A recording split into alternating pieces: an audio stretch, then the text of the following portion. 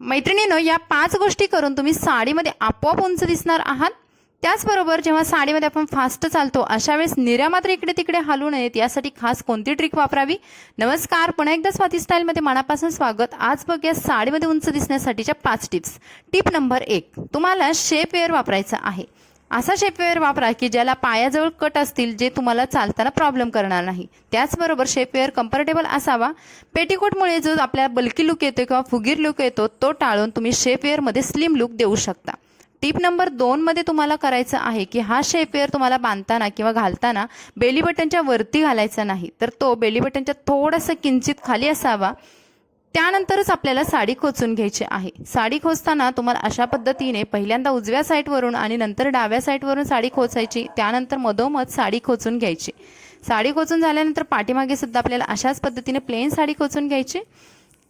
आता आपण बघणार आहोत टिप नंबर 3। तर जी टिप नंबर आहे त्याच्यामध्ये तुम्हाला बघायचं आहे की पदर कसा बनवावा। बऱ्याचशा मैत्रिणी इथे खूप मोठी चूक करतात की त्या खूप मोठ्या मोठ्या प्लेट्सचा पदर बनवतात। यामुळे होतं काय की तुमची साडीमध्ये उंची तर कमी दिसतेच, त्याचबरोबर तुम्ही जास्त वयाच्या आहात हा लुक येतो।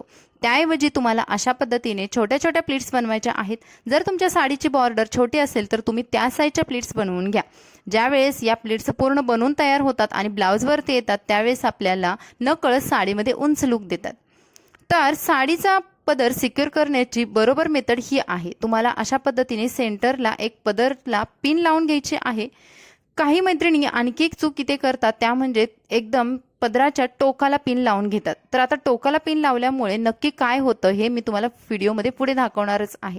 तर अशा पद्धतीने पदर तुम्ही सिक्युअर करून घ्यायचा आहे आणि हा पदर बनवून झाल्यानंतर तुम्हाला जिथेपर्यंत शोल्डरच्या प्लीट्स येतात तो भाग अंदाजे हाताने घ्यायचा आणि त्यानंतर या प्लीट्स बनवून घ्यायच्या। प्लेट्स अगदी एकावरती एक छान ठेवून घ्यायच्या। तर आपण जेव्हा छोट्या छोट्या प्लेट्स बनवतो त्यावेळेस भरपूर प्लेट्स येतात आणि या ब्लाउजवरती खूप सुंदर लुक देतात। पदर सिक्युअर करताना तुम्हाला ब्लाउजचा जो नॉड आहे पाठीमागचा तिथे नेऊनच त्या नॉडच्या खाली पिन लावून सिक्युअर करून घ्यायचा आहे। त्याचबरोबर आता आपण बघूयात, जेव्हा आपण अशा पद्धतीने टोकाला जेव्हा पिन लावतो त्यावेळेस बघा तुम्ही पदराचा मधला भाग फुगीर बनतो आणि खालचा भाग आहे तो असा फुलासारखा बनतो। त्याऐवजी तुम्हाला अशा पद्धतीने सेंटरला पदराच्या अशी एक पिन लावून घ्यायची आहे, जेणेकरून पदर तुमचा प्लेन राहतो आणि बल्की किंवा फुगीर लुक सुद्धा येत नाही।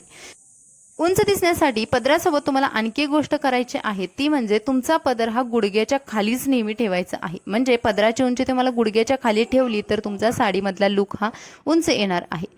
त्याचबरोबर पदर सिक्युअर करताना अशा पद्धतीने एक छोटीशी प्लीट करून घ्या, जी की प्लीट तुमच्या मानेवरती जास्त येते आणि तुमचा लुक हा गबाळा दिसतो।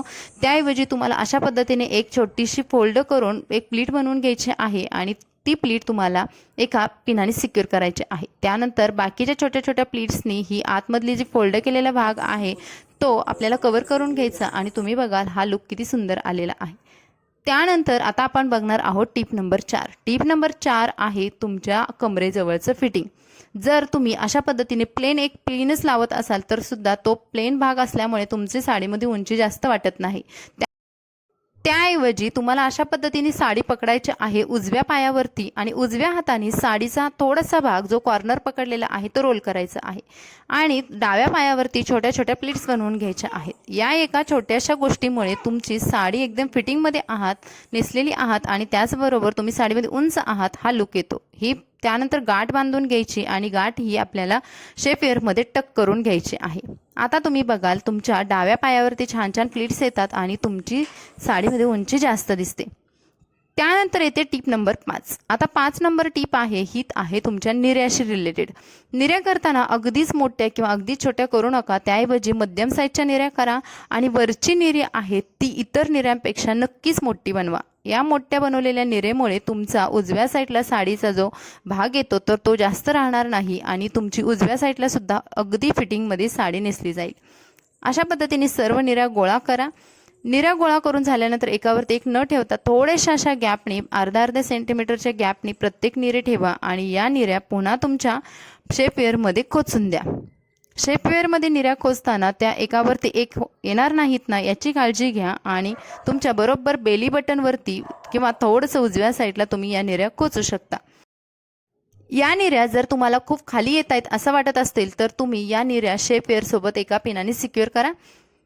त्यानंतर जेव्हा वरून पूर्ण निऱ्या प्लेन झालेल्या आहेत आणि खाली पायाजवळ पूर्ण फुगतायत निऱ्या किंवा बॉर्डर आहे ते खूप फुलते, अशा वेळेस तुम्ही या सर्व निऱ्या आहेत ते एकावरती एक ठेवा आणि छान हाताने असं रोल करून घ्या. रोल केल्यामुळे तुम्ही बघाल निऱ्या कुठेही हलणार नाहीत आणि जेव्हा तुम्ही साडीमध्ये किती फास्ट चालाल तरी निऱ्या मात्र हलणार नाहीत आणि एकावरती एक आहे तशाच राहतील. तर इथे मी तुम्हाला व्हिडिओमध्ये चालून सुद्धा दाखवलेलं आहे. किती तुम्ही फास्ट चाला, किती धावपळीत कामं करा तरी तुमच्या निऱ्या मात्र हलत नाहीत. तर एक छोटीशी टेक्निक आपण इथे वापरलेली आहे.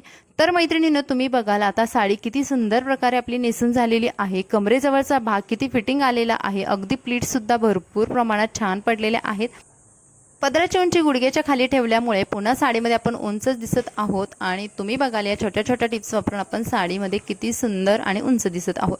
तर मैत्रिणींनी व्हिडिओ आवडला तर प्लीज लाईक करा, आपल्या चॅनलला सबस्क्राईब करा आणि हा व्हिडिओ तुमच्या फ्रेंड्स फॅमिलीमध्ये नक्की शेअर करा. भेटून नवीन व्हिडिओमध्ये. Bye bye.